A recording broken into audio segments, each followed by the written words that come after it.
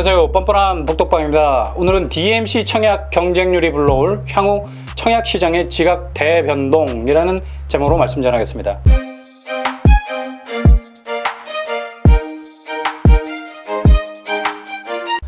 영화가 개봉되기 전에 예고편이라는 것이 있습니다.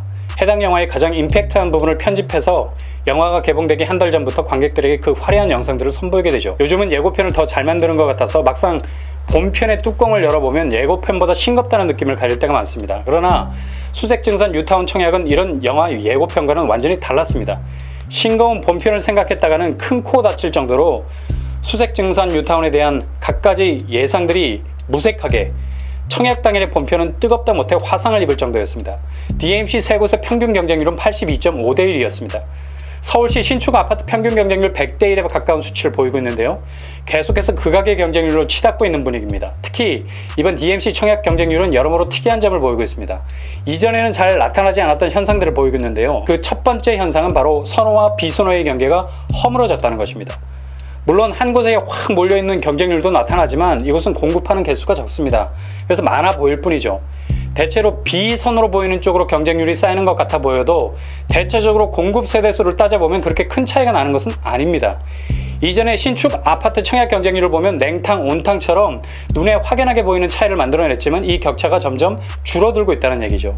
선호와 비선호의 경쟁률이 줄어간다는 것은 무엇을 뜻할까요? 가점차가 그리 많이 나지 않을 것이라는 의미입니다.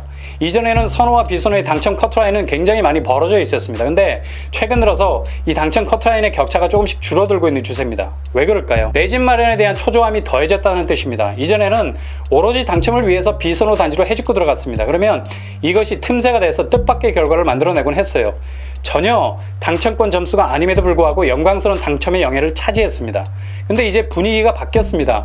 비선호 단지는 더 이상 가점 경쟁력이 낮은 분들의 틈새가 돼주지 못하게 됐어요.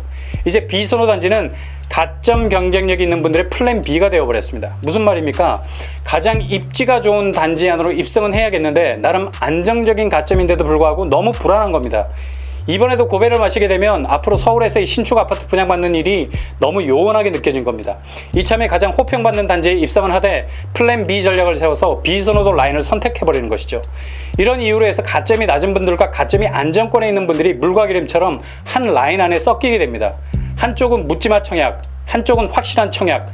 겉으로 보기에는 혼전의 양상을 거듭하는 것 같지만 뚜껑을 열어보면 물과 기름처럼 당첨과 낙방이 분명한 점수 차이로 갈리는 결과가 나올 겁니다.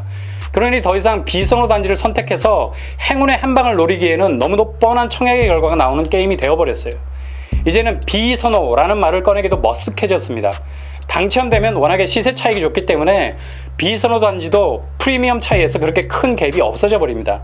그러니 가점이 안정권에 있는 분들이 비선호를 택했다는 사실 그 자체는 바로 눈치 작전이라기보다는 이제는 소신 지원이라는 말로 표현을 해야 할 것 같습니다.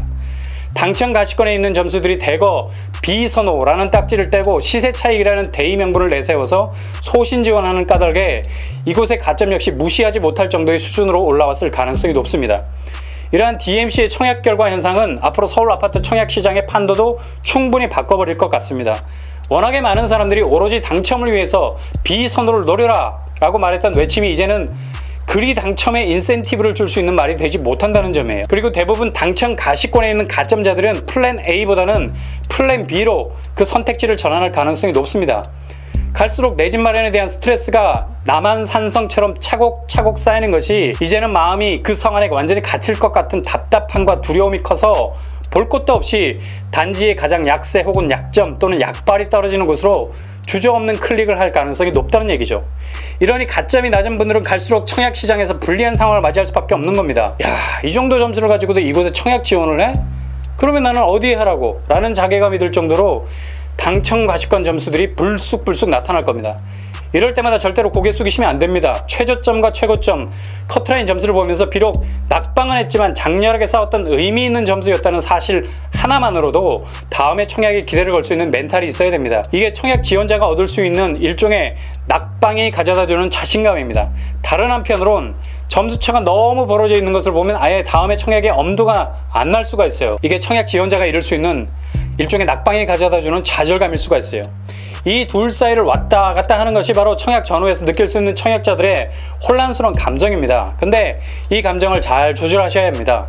떨어지신 분들은 지금 낙방된 사실보단 이유가 더 중요합니다. 왜냐하면 점수 격차라는 것은 개인 간에 날 수밖에 없는 거예요.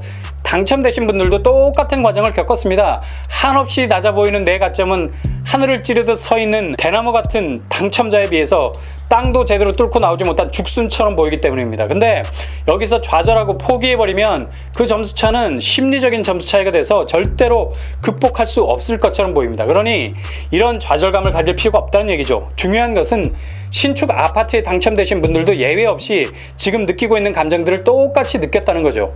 이분들의 당첨은 그냥 합격의 차원이 아니라 그동안의 세월을 보상받는 겁니다. 무슨 말입니까? 모진 비바람을 맞아가면서 전월세 전선에서 이를 악물고 버텨가며 여러 곳에서 부동산 정보를 캐내와서 지도를 그려보고 주변의 조언들로 나름의 나침판도 만들어서 수많은 청약시장을 향한 대장정에 나섰던 결과입니다. 쓰디쓴 고배를 여러 차례 마시고 차라리 신축 아파트를 찾아 전전하기보단 다세대 연립으로 가자라고 방향을 돌리려 했던 적도 있을 겁니다.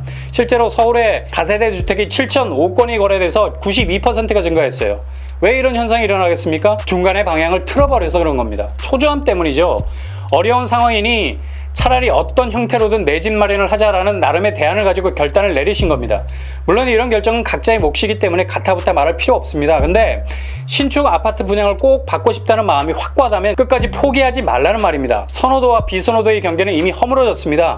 앞으로의 청약 시장은 이 현상이 더욱더 뚜렷해질 전망입니다. DMC 청약 경쟁률에서 보인 두 번째 특징, 바로 고가점자들의 탈중심화입니다. 올림픽 육상 경기에서 투포환이라는 경기가 있죠. 선수가 줄이 달린 쇠뭉치를 들고 나와서 있는 힘껏 빙빙 돌리다가 그 힘이 정점에 달했을 때 줄을 놓아버립니다. 그러면 일정한 궤도를 돌고 있던 투포환은 선수의 손에서 달아나듯 날아가 버리게 됩니다. 이것이 탈중심화입니다. 힘이 고여있고 농축되어 있는 곳에서부터 총알이 날아가듯이 다른 곳으로 튕겨져 나가는 것을 말합니다. 이전에 고가점자들의 성향은 절대로 탈중심이 아니었습니다. 무슨 말입니까? 센트럴, 단지에서 가장 입지가 좋은 그 중심을 견고하게 지키는 경향이 강했습니다. 근데 요즘 아파트 단지가 입지의 편차가 그리 심하지 않습니다. 초역세권 단지와 그렇지 않은 단지의 차이는 크지 않아요. 증산이가 초역세권이라 하지만 수색 6, 7도 그리 빠지지 않는 입지를 할 수 있습니다. 그러니 고가점자들의 탈중심화는 쉽게 이루어질 수밖에 없겠죠. 단지 건물 자체가 탈중심에서 빠져나와서 그 혜택을 다른 단지들도 두루 누릴 수 있도록 애초에 설계 단계부터 고려하고 있습니다. 그래서 고가점자들이 할 수 있는 선택의 폭이 넓어질 수밖에 없는 거죠.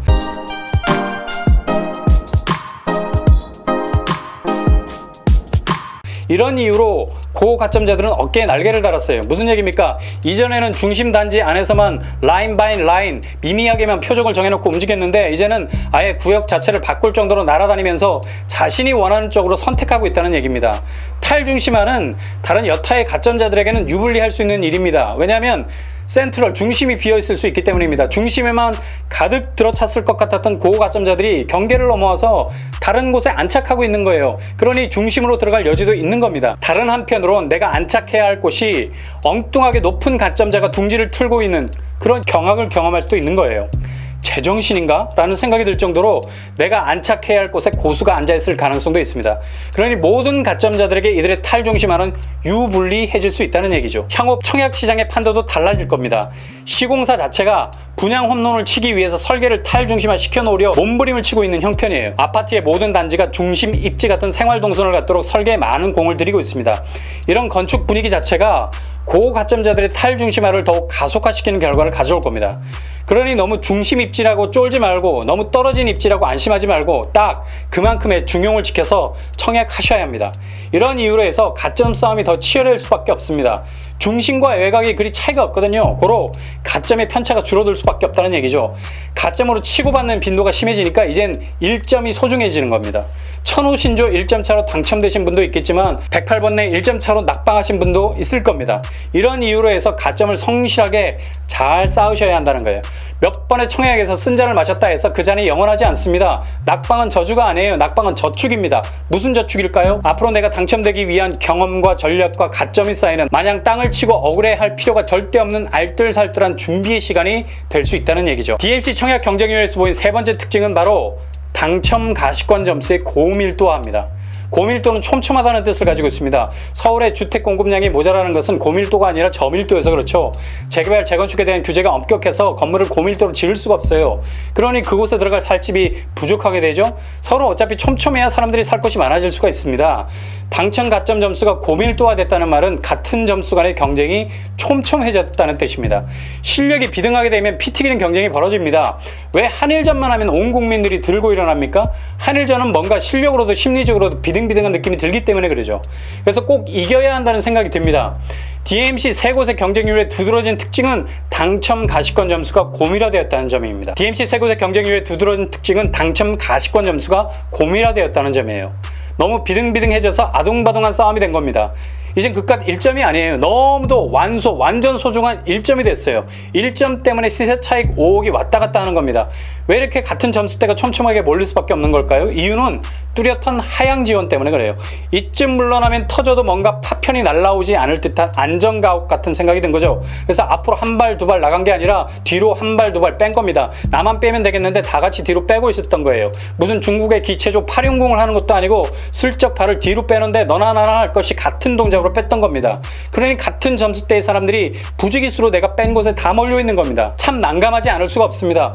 대부분 당첨 가시권이고 조금만 힘을 더 보태면 거의 당첨되실 분들입니다. 근데 고가점자들끼리 박치고 북치고 할 것 같았던 가점 싸움이 아마도 DMC에서는 당첨 가시권 분들의 싸움으로 번졌을 가능성이 높아 보입니다. 하향 지원은 소수가 할 때 효과가 있는데 다수가 해버리면 이건 하향 지원이 아니라 보통 지원이 되는 거죠. 그래서 당첨 가시권자들의 점수 경쟁이 고밀화되어 버릴 수 있는 것입니다. 물론 점수에 애가 타시는 분들도 그렇지만 가시권 안에 있는 분들도 결코 안심할 수 없는 상황이 전개가 되어버렸어요. DMC의 청약 경쟁률에서 볼 수 있는 가장 두드러진 특징이라 볼 수 있습니다.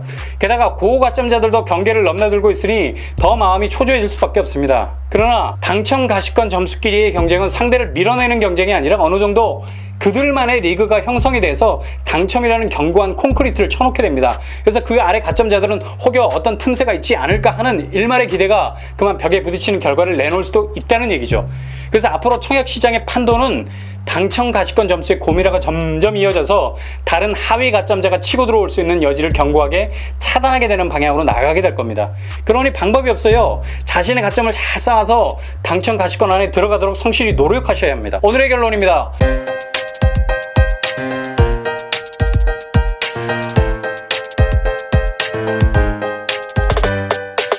DMC 청약 경쟁률은 향후 청약 시장의 판도를 바꿀 것입니다. 첫째, 선호도와 비선호도의 경계를 허물 것입니다. 더 이상 비선호도를 선택했다고 유리해지는 것은 없습니다. 어차피 모든 단지는 청약 전쟁의 후방이 아니라 전방이 될 것이기 때문입니다. 둘째, 고가점자들의 탈중심화가 가속될 것입니다. 고가점자들이 중심에만 머무르는 현상 사라질 겁니다. 자신이 가장 선호하는 곳으로 그 경계를 넘나드는 움직임을 보일 것입니다.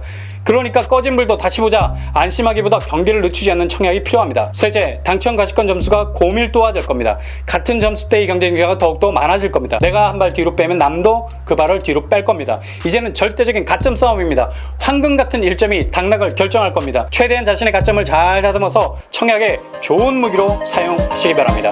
이상으로 뻔뻔한 복덕방을 마치겠습니다. 구독과 좋아요 부탁드립니다. 감사합니다.